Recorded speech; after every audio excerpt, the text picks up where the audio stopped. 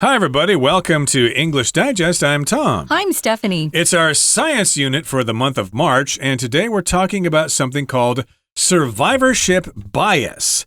Okay, so in life, we have lots of different ways when we think about things and we try to present our ideas to other people.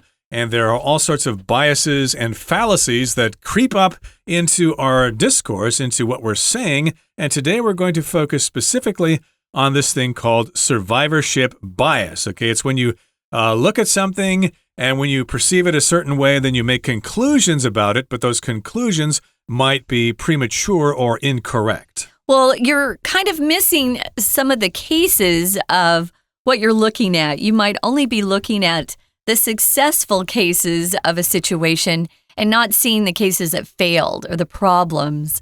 So we're going to explain more about this.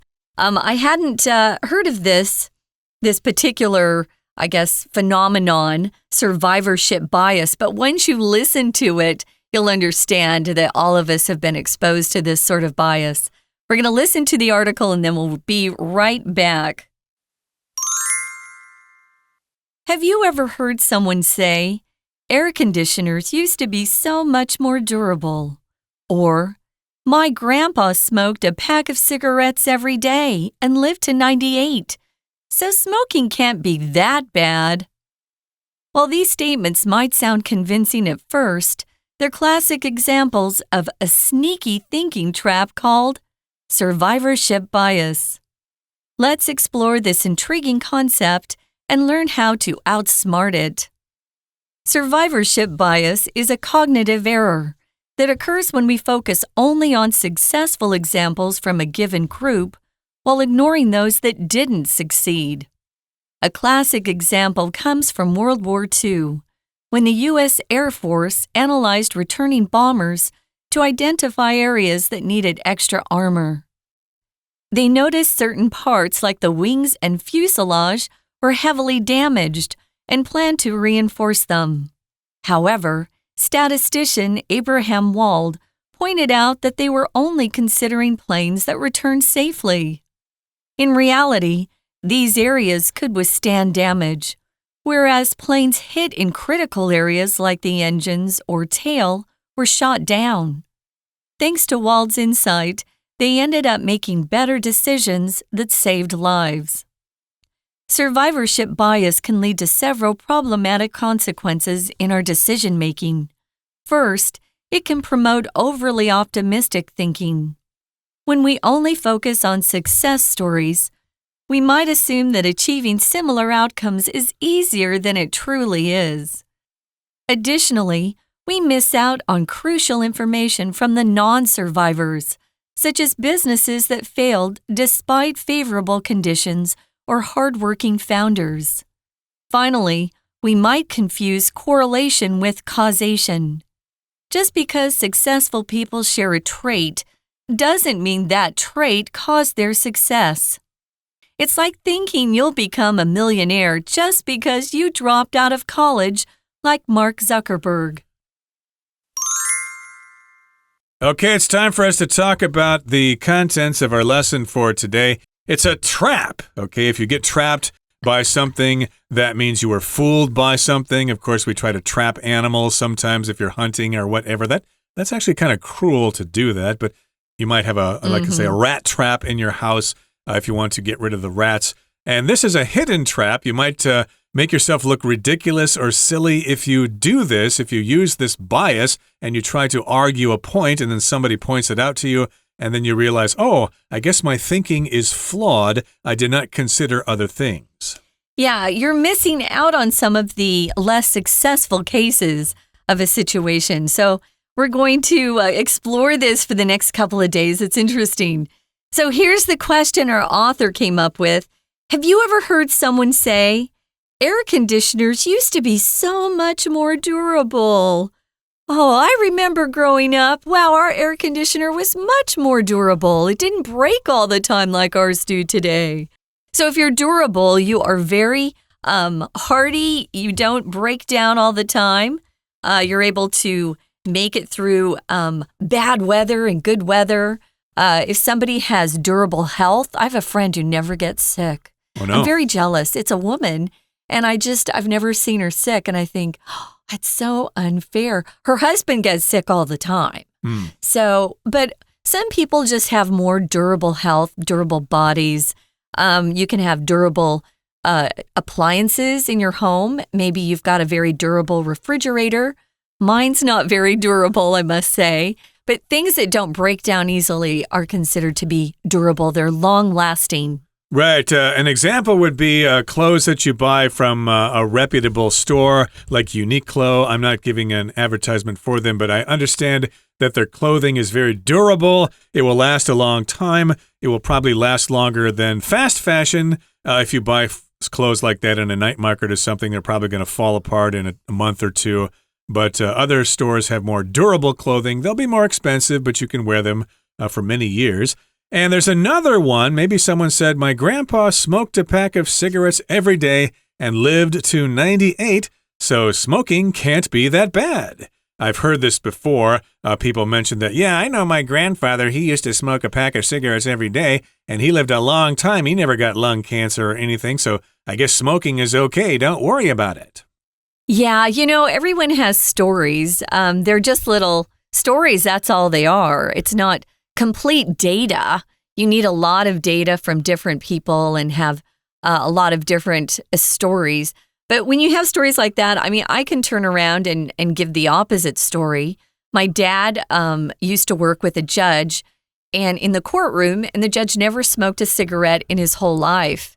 Yet he got lung cancer because all the clients and the attorneys were smoking nonstop. Secondhand smoke. Secondhand smoke gave him lung cancer and he died. So, yeah, the story, I ate bacon every day, and I lived to be 100. People always tell us bacon is so unhealthy. Everyone has a different body, a different structure inside. Our bodies react to different things.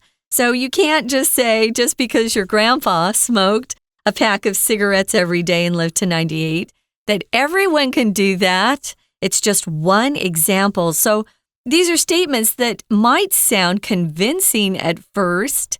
They're classic examples of that sneaky thinking trap, the hidden trap in our title, called survivorship bias. If something is convincing, it makes logical sense to you. Maybe it gets you to change your opinion or your mind about something. Facts can often be convincing to people, whereas other people are very emotional. They'll see facts and they still don't care. So, yeah, if you're convinced, it just means you've decided to believe in a certain way because of something you've been shown or heard. Right. I can think of an example when I went to some lecture a while ago. The speaker sounded convincing at first, but then I realized that his facts were kind of flawed. Yeah. So I was not convinced. I did not buy his argument. I was not persuaded. But in this particular case, we're talking about these statements. Yeah, my grandpa smoked a lot of cigarettes. He was okay. The air conditioner my grandma had lasted for 50 years. Wow. So these, they do sound convincing. They sound like they're believable, but they are classic examples of a sneaky thinking trap called survivorship bias. If something's sneaky, it's not easily seen. If you want to rob people, for example, you need to be sneaky. You can't really be noticed. You can't let people know what you're doing. And yes, this can sneak up on you and make a fool out of you, and it's called survivorship bias. Survivorship, of course, means that you're able to survive, to keep on living, and you don't die. I wanted to mention sneaky is often used with teenagers who try to quietly leave the house while their parents aren't looking. That's sneaking around. You're trying not to be exposed. You're trying not to be found out. It's a little deceitful. It's not honest. So this is a sneaky thinking trap. So we're going to explore this intriguing concept and learn how to outsmart it. If you outsmart something, you are smarter than someone who's trying to trick you, and you can see through it. So we're trying to help you understand what this concept is. So you look past those just example stories that you hear sometimes, and you look for the fuller picture.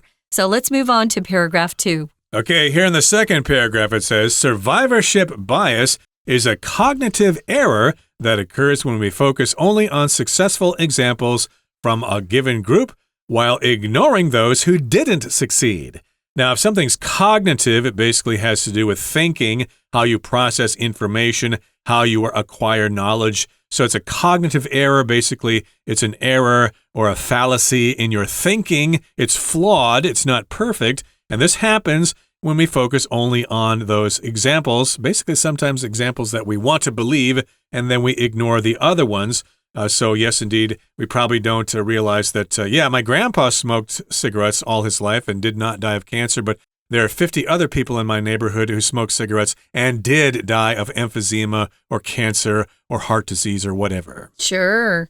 Well, here's a classic example, and it comes from World War II.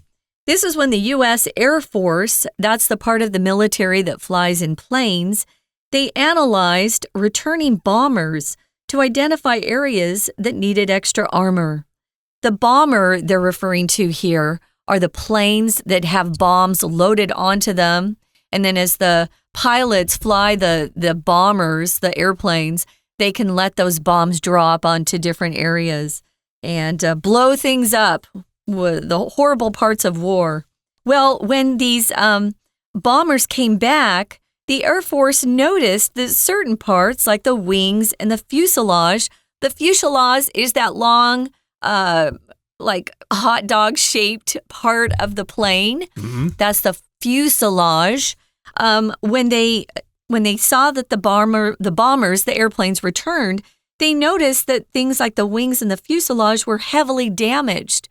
Those were the parts that were really damaged, and they thought, we need to fix that. We're going to reinforce them. What does reinforce mean, Tom? It just means to improve the durability of something. So this usually is used in military situations to reinforce troops, for example. Maybe there's an invasion going on and the enemy is gaining ground, so we need to send troops over there to reinforce our forces there to make them stronger than they were before. So that's what they thought. They saw all these bullet markings on parts of the airplane, and they thought, oh, that's indicative, or that tells us that that part of the airplane is vulnerable, so maybe we should focus on that. But hey, that was missing part of the story. It sure was. But they had someone who was really bright there.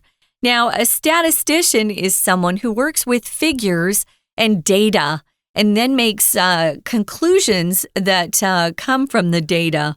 So there was a statistician named Abraham Wald who was working with them, and he logically pointed out, hey guys, you're only considering or looking at the planes, the bombers, that returned safely. What about all the planes or the bombers that were shot down in war?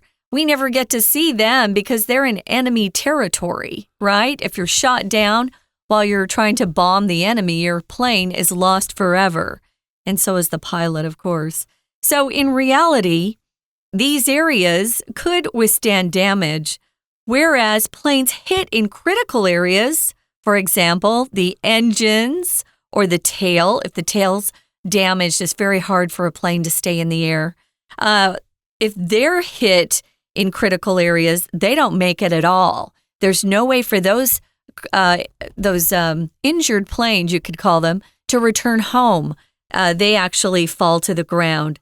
To withstand damage means to be able to reject the damage. You're able to hold on through it. For example, if we have a typhoon and your building or the trees in front of your building are able to withstand damage, they're able to actually stand strong against that wind and make it through. Exactly. And we're talking about the planes that returned safely, but we're also talking about something else. So when you want to compare something with something else, we often use whereas. Okay, my brother likes pizza, whereas my sister likes hamburgers. You could say, for example, you're comparing two things. And yes, indeed, these areas could withstand damage, but, or whereas, planes hit in critical areas like the engine or tail were shot down, and we didn't see them because they ended up crashing into the English Channel there or on French soil or whatever. And thanks to Wald's insight, they ended up making better decisions that saved lives. So luckily they were smart. They realized that, hey, these planes did return, so those areas must be strong enough, even though there's damage from bullets and stuff, but the plane still could fly. It must be the other parts of the airplane that were vulnerable, and we just don't see those. And they're going to need more help. So thanks to Wald's insight, and he had a good logical thinking summation there of the situation. They ended up making better decisions, and that helped save pilots' lives, which we're grateful for. Right now, we've got to take a quick break. We're going to listen to our Chinese teacher for a bit, and then we'll be back to continue with our lesson. 听众朋友大家好，我是安娜。我们今天带大家来看一个有色的眼镜。什么有色眼镜呢？叫做幸存者偏差 survivorship bias。那个在 title 当中的一个 bias 就是所谓的偏差，就是不太正的意思。什么叫幸存者偏差啊？好，我们同样的从文章的第一段啊，其实一开始就会大概会引入一下，比如说你有没有听过说现在冷气真的东西都做得不好，以前的东西都比较耐用。然后呢，比如说呢我阿公啊，我的谁谁谁啊，抽烟抽了一辈子还活到98岁，抽烟真的不好吗？类似这一些问句啊，在第一段一开始的1、2句这个地方呢，其实是用这个问题来引发我们对于所谓 survivorship bias 的一个好奇。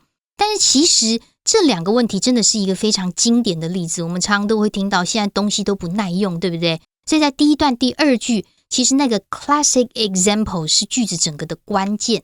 这个段落就提出了很经典的例句，描述说所谓的幸存者偏差是什么意思。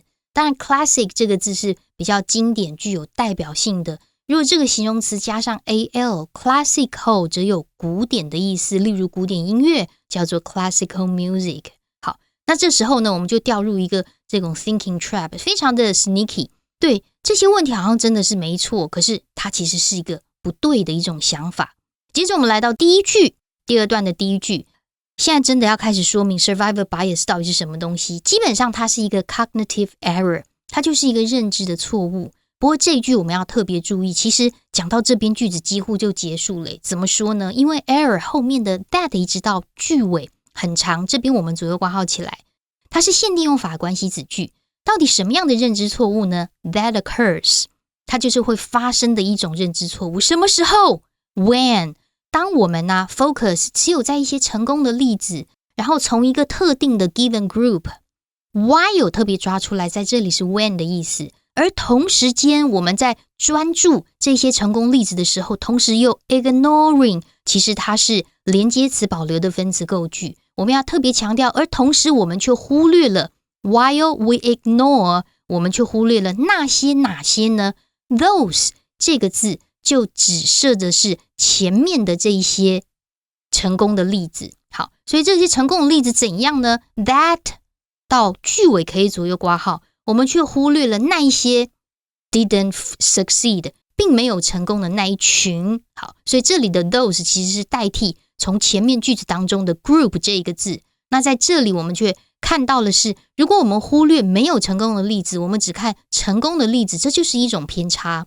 那到底是什么意思啊？其实句子接下来就会给一些 detail， 一些 supporting sentences。 比如说在第2句当中，我们又看到经典的例子，在第2次世界大战的时候，美国空军就分析说可以回来的这些轰炸机你看呢，他们是这个机翼跟机身严重的这个受损，所以这个地方要加强。好，但是其实这是一个 bias， 这是一个偏见。因为后来统计学家他就说其实没有飞回来的那一些飞机才是真正需要再加强装甲的部分，比如说引擎或者是尾部。好，我们在这个地方看一下第4句。第4句这里有个限定用法关系子句出现在后面，先行词是 planes。 好，后面的 that 道句我们括号起来。所以如果我们只专注在那些成功返回的飞机，其实我们并没有了解到为什么在战场上没有办法飞回来的飞机，他们到底需要加强的是什么。不过来到同样第2段的第5句，我们要把逗点之后的 whereas 抓出来。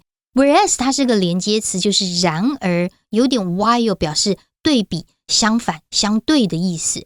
那我们刚刚在第1段第2句的第1个字 while this statement， 这个 while 呢则是 although， 虽然讲的那些经典例子，好像听起来很有道理，其实它都是一种偏差呢。We're going to take a quick break. Stay tuned. We'll be right back.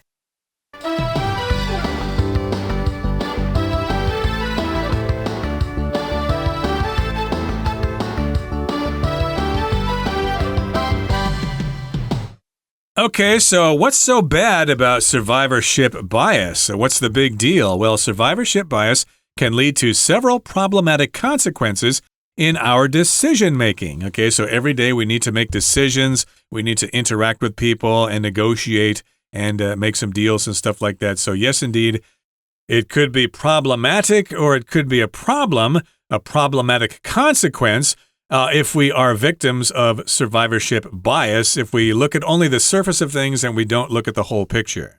Right. First, it can promote overly optimistic thinking. If you're only seeing the successful cases and you're missing out on the cases that never made it to the finish line, or maybe some of the things that never even made it out of the gate, as we say. The gate is where the horses line up to start the race, right? Mm-hmm. That's the gate. And when the race starts, the gate opens and they go. Some of the horses never get past the gate. So some people were missing those failures. They weren't considering everything. They were just seeing the cases that did make it to the end, and they were considering those. So you need to see the whole picture. And if you're not getting all the data, make sure that you do some extra digging. You don't want to go, especially if you're starting a business, you don't want to go in not knowing all the pitfalls or the problems that are possible, because all you can do is see the good parts. And so you don't want to be overly optimistic. Being optimistic is great for life in general, but you don't want to be overly optimistic because you can get yourself in trouble. That's right. So maybe you know somebody who opened a restaurant and they were quite successful. So you think, well, I can do that too. It's probably pretty easy. But what you don't know is that for every restaurant that is successful, there are probably 10 or 20 or even more restaurants that failed. So yeah, you're too optimistic there. You're just looking only at one example. And when we only focus on success stories, we might assume that achieving similar outcomes is easier than it truly is. So that's the danger. Again, we look at something like, hey, Jeff Bezos, he seems like a regular guy. I'm just like him, so I could be successful like him and have a big company like Amazon and make a ton of money. But yes, we're only focusing on success stories. And yes, it's actually much harder than we think it is. There are probably thousands of people, if not millions of people, who dreamed of being like Jeff Bezos in the world, but they ended up washing dishes at their local restaurant. Yeah, there are a lot of stories like this. You got to be careful. Additionally, we miss out on crucial information from the non-survivors, the failures, you could say. So crucial information, crucial is very similar to essential, absolutely necessary, something that you really need, critical information, crucial information. You could use either of those. And the non-survivors, of course, are the failures, like businesses that fail despite or even though they had favorable conditions or hardworking founders. Favorable conditions might be the area that a business is opening. It might be a really good neighborhood. It's got a lot of foot traffic. Oh, wow. A lot of people there like to go and spend money already. So those are favorable conditions. Favorable just means very positive, good for you, favorable. And maybe the businesses that you've been looking at, they had hardworking founders too, but they failed. If you're a founder, you're someone who originated something, you started a business, or you set up a company, you're a founder. Those people are the brave ones out there. You could also call them an entrepreneur if they're the original founder. There's somebody that thought, I don't want to work for anybody else. I want to work for myself. I'm going to start my own business. They would become what we call a founder. I founded the business. Right. So maybe you're thinking about opening a restaurant in a very busy area. There's lots of people here, and I'm a hard worker. I could set this up. But maybe you're unable to sell your product at a cheap enough price. The people walking past your restaurant are all students who don't have a lot of money. and they don't want to spend a lot of money on your particular item. So yeah, you probably ignore that. You just think that, hey, all these other restaurants here are doing well. If I open one here, I could be successful as well. And finally, we might confuse correlation with causation. Okay, so correlation means you basically take two things and you think they're similar. Okay, you establish a relationship between them. So yeah, if this restaurant's successful, well, then this one would be successful too. You kind of associate them together or see them as the same thing. So correlation just means to be connected, and causation means the cause of something, why something happened. So it's very different. You can't just look at a couple of factors and go, oh yeah, those things are similar, so the consequences will be the same as well. No, you got to look at all the factors together. And, sometimes the success or failure of a venture or a new business has to do with bad timing. We don't know. So finally, we might confuse these two things together. Be very careful not to confuse correlation with causation. Just because successful people share a trait, maybe successful people all get up early in the morning and go jogging. And you think, well, I do that too. I'll be successful. I have that same trait. A trait is a characteristic that someone has. If you're honest, hardworking, you have a good attitude, those are excellent traits or excellent characteristics. That doesn't necessarily mean you're going to have success in life. There are a lot of different factors that go beyond just your hardworking self. Sometimes it's just luck. And it's like thinking you'll become a millionaire just because you dropped out of college, like Mark Zuckerberg. So remember, Mark Zuckerberg established Facebook, and he's really rich right now. He's got a ton of money, but he actually dropped out of university. He stopped going. And so you might be thinking, hey, all I got to do is come up with an idea. Then I don't have to continue with my university education. I can drop out, set this company up, and be a millionaire just like Jeff Bezos. And a millionaire, of course, is a person who has $1 million. Although nowadays, that doesn't seem like a lot of money. Maybe it'd be better if you were a billionaire. We used to think that being a millionaire was a big deal. But now our money doesn't have much value anymore. Inflation. So, yeah, inflation has caused our value to be worth less and less every time we look. So now it seems like you have to be a multi-millionaire at least, or the new goal, of course, is to become a billionaire. Ooh. But actually, even before you think about becoming a millionaire or a billionaire, you need to think about being a good person and doing the things that make you happy in life. And that doesn't necessarily equate or equal to having a lot of money. A lot of those really wealthy people are miserable. So remember to focus on the things around you that are most important and not be pulled in to that sneaky thinking trap of survivorship bias. We're going to talk more about this, guys, in our next lesson. But for now, we're out of time, so we're going to listen to our Chinese teacher one more time, and then we'll be back to say goodbye. 所以就来到第3段啦。那如果说我们今天有一个 bias， 有一个 survivorship bias 这种偏差，那怎么办呢？其实它会导致一些问题耶。像第3段的第一句啊，又来了一个 topic sentence， 关键在那个 several problematic consequences， 有好几个有问题的结果。什么样好几个呢？ several 就讲得不清不楚，可是又有几个，对不对？所以我们期待在这一段当中，我们要找一些 cue， 这些很重要的，例如第2句的 first 就可以圈起来，第4句 additionally 也圈起来，第5句 finally 也圈起来。所以在第3段当中，我们看到列举的3个问题。什么问题？ First， 第2句 overly optimistic thinking， 我们可能会过度乐观了，因为我们只专注在成功的 success stories， 我们会 assume 觉得说，大概就是那样子就可以成功。好，这是第一个问题。接下来到 additionally 就是第2个问题啦，因为我们 miss out 的，我们就是会错过了，我们没有注意到一些 crucial information， 比如说 non-survivors 没有幸存下来的，不管是人或 cases， 为什么他们会失败？为什么这些企业 failed 会失败 despite 虽然他们环境很好，然后呢 founders 也非常的勤奋，他们才是值得研究的 cases。那最后面 finally 的话呢，我们会对于一个 causation 因果关系可能会整个混淆了。